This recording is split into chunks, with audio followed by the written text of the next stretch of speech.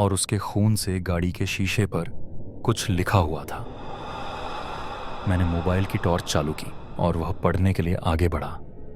वहां लिखा हुआ था, तुमने बहुत बड़ी गलती की है।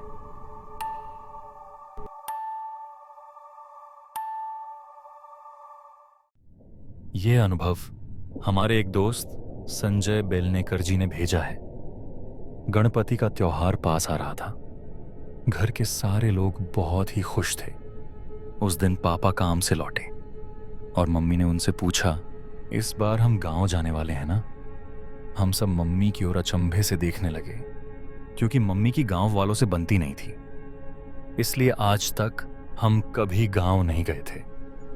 पापा कुछ देर तक सोचते रहे, फिर उन्होंने कहा, ठीक है, इस बार चलते हैं। हम अगले ही दिन गांव जाने वाले थे, इसलिए सब तैयारी करके खाना खाकर जल्दी सो गए। उस दिन मैं बहुत खुश था, क्योंकि पहली बार अपने गांव जा रहा था। मन में बस गांव के ही विचार आ रहे थे। हमारा गांव कैसा होगा, वहां क्या क्या होगा। गांव की खूबसूरती देखने के लिए तो जैसे आंखें तरस गई थीं। उत्साह के कारण मुझे नींद ही नहीं आ रही थी। कुछ देर बाद मुझे प्यास लगी, इसीलिए मैं किचन में चला गया और पानी पीकर फिर से मेरे कमरे की ओर बढ़ा। मेरे कमरे से पहले मम्मी पापा का कमरा था। उनके कमरे का दरवाजा खुला था, इसलिए मैंने यूं ही अंदर झांक कर देखा और पूरी तरह चौंक गया। पापा सोए हुए थे और मम्मी उनके बगल में बैठकर बस ऊपर की ओर घूरे जा रही थी। उनके बाल बिखरे हुए थे और आंखें लाल हो गई थीं। मम्मी का यह अवतार मैंने आज तक नहीं देखा था। मैंने जल्दी से जाकर पापा को उठाया और उन्होंने मम्मी को संभालने की कोशिश की। बहुत देर कोशिश करने के बाद भी मम्मी कुछ नहीं बोल रही थी। हम दोनों बहुत डर गए थे। जैसे तैसे पापा ने मम्मी को सुला दिया और मुझे भरोसा देते हुए जाकर सोने के लिए कहा। इसलिए मैं अपने कमरे में जाकर सो गया। मन में बुरे बुरे विचार आ रहे थे और सोचते सोचते कब नींद आ गई पता ही नहीं चला। सुबह पापा की आवाज सुनकर मेरी नींद खुली। पापा फोन पर किसी के साथ बात कर रहे थे। मैं उठकर सीधे मम्मी के कमरे में चला गया। मम्मी शांति से सो रही थी। उन्हें देख मेरी जान में जान आ गई। मैं कमरे से बाहर आया तो पापा फोन पर दादाजी से बात कर रहे थे।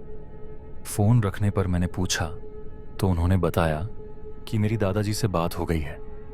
उन्होंने कहा है कि अब गांव आने की कोई ज़रूरत नहीं है। आप लोग अपने घर पर ही भगवान गणपति जी की स्थापना करके पूजा कर लें। मैं सोच में पड़ गया कि मम्मी की इस हालत में यह सब कैसे होगा। मगर जब पता चला कि दादा दादी यहाँ पर आने वाले हैं तो मेरी चिंता मिट गई। कुछ देर बाद मैं मम्मी को जगाने उनके कमरे में गया। तब तक मम्मी उठकर हमेशा की तरह अपना काम कर रही थी। मेरे अंदर आते ही उन्होंने पूछा, बेटा नाश्ता किया या नहीं?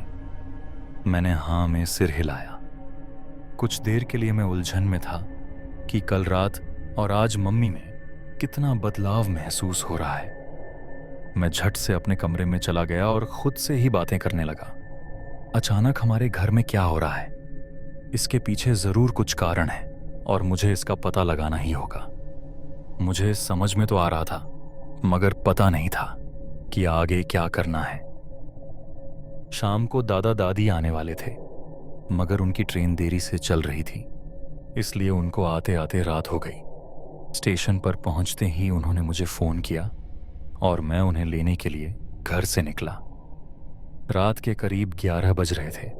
गाड़ी लेने के लिए मैं सीढ़ी उतरकर पार्किंग की ओर बढ़ा, मगर नीचे आते समय मुझे आभास हुआ कि कोई मेरे पीछे आ रहा है। मैंने पीछे मुड़कर देखा, वहां सिर्फ मैं और सन्नाटा था। ज्यादा ध्यान न देकर मैं गाड़ी की ओर मुड़ा। जब मैंने गाड़ी को देखा तो एक पल के लिए जैसे मेरे दिल की धड़कन ही रुक गई। गाड़ी के ऊपर लाल सिंदूर, किल चुभे हुए नींबू और काले रंग की कठपुतली रखी हुई थी। मैं बहुत ही डर गया था, मगर फिर भी मुझे यह जानने में दिलचस्पी थी कि यह सब क्या है और किसने किया होगा। इसलिए मैं गाड़ी को चारों ओर से घूमकर देखने लगा, मगर गाड़ी के पीछे जाते ही मुझे उल्टी सी आने लगी। वहां किसी ने एक बिल्ली मारकर रखी थी और उसके खून से गाड़ी के शीशे पर कुछ लिखा हुआ था। मैंने मोबाइल की टॉर्च चालू की और वह पढ़ने के लिए आगे बढ़ा। वहां लिखा हुआ था, तुमने बहुत बड़ी गलती की है। फिर जो दिखा वह दिल को दहलाने वाला था, जिसकी मैंने कभी कल्पना भी नहीं की थी। टॉर्च की रोशनी से गाड़ी के शीशे में एक भयानक और घिनौनी आकृति दिखी। बहुत अजीब, लाल आंखें और चेहरा पूरी तरह बिगड़ा हुआ, जैसे किसी ने पत्थर से कुचला हो। मुंह पर खून लगा हुआ था, जो कि शायद उस बिल्ली का था। ये देखकर मैं इतना डर गया कि मुझे चक्कर आ गई और मैं वहीं गिर पड़ा। कुछ देर बाद जब होश आया तो उठकर शीशे की तरफ देखा। वह शीशा पूरी तरह खून से सना हुआ था। मैं इस सब का कारण ढूंढना चाहता था, इसलिए खुद को संभालते हुए गाड़ी में जाकर बैठ गया। मैंने बहुत कोशिश की, मगर गाड़ी तो जैसे चालू होना ही नहीं चाहती थी। कोई रिक्शा मिल जाएगी, यह सोचकर मुख्य रास्ते पर आया, पर मेरे अलावा दूर दूर तक कोई भी नहीं दिख रहा था। थोड़ा चलकर आगे गया तो कुछ देर बाद एक रिक्शा दिखी और मेरी जान में जान आई। इस सुनसान सड़क पर वह रिक्शा वाला तो जैसे मेरे लिए भगवान बनकर आया था। उसे स्टेशन चलने के लिए कहकर मैं रिक्शा में बैठ गया। मुझे इस हालत में देख उसने मुझे इसका कारण पूछा, और पता नहीं क्यों, पर मैंने जो भी हुआ वह सब उसे बता दिया। कुछ देर बाद उसने रिक्शा को मोड़ा और एक अनजान रास्ते पर ले गया। अब मैं थोड़ा डर गया। मैंने बार बार पूछा कि मुझे कहाँ लेकर जा रहे हो। उसने सिर्फ इतना ही कहा, चिंता मत करो साहब, जब जब बुराई ने अच्छाई का रास्ता रोका है, तब तब अच्छाई ने उसे रास्ते से हटाया है। यह सुनकर मैं बिना एक शब्द कहे शांत बैठा रहा। मुझे लगा कि बस यही एक उम्मीद की किरण है।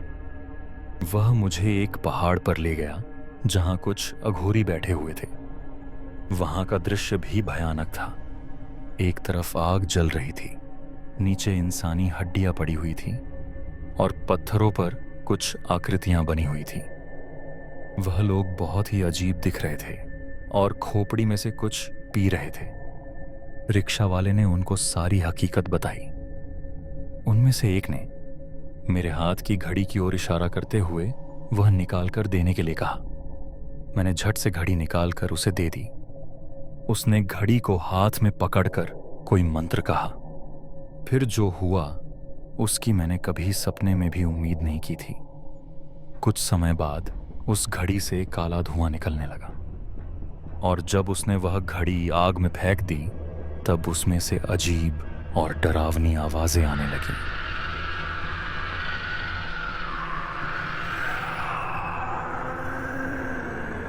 यह सब दिल को दहला देने वाला था, साथ ही जानलेवा भी लग रहा था। उस आदमी ने मुझे पास बुलाकर पूछा कि वह घड़ी तुम्हारे पास कहां से आई।